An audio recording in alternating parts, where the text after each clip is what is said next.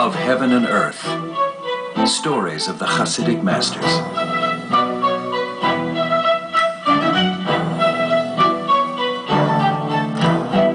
The Baal Shem Tov, Master of the Good Name.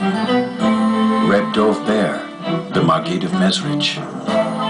Reb Levi Yitzchak of Berdichev. Reb Meshulam Zusha of Anapoli. Reb Eli Melech of Lizensk. Holy Tzaddikim, righteous ones,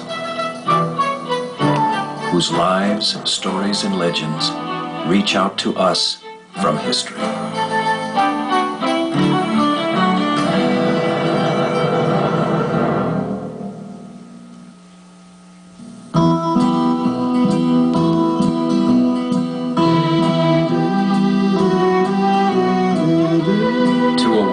Exile and poverty, their words were joy.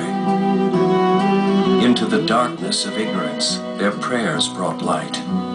And to the shadows of doubt, their Torah brought life and faith. But above all, it was their humility, and especially their love and kindness, that reached people's hearts.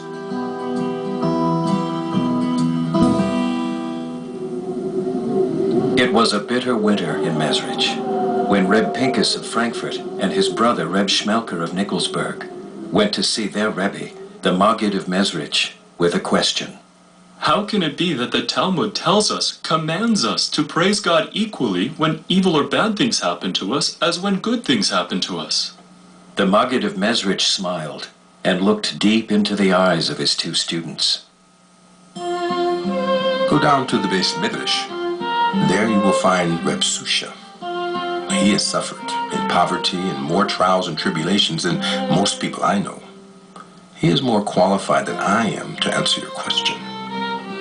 And so it was, on that windy winter's day, that Reb Pinkus and Reb Schmelker went down to the base Mezritch to look for Reb Zusha. The door was blocked with snow. Obviously, no one had passed through since the day before. With difficulty, they opened it. The wood stove was not burning, and except for one man sitting in threadbare clothing deep in study, a burnt-out candle at his side, the study hall was empty and freezing.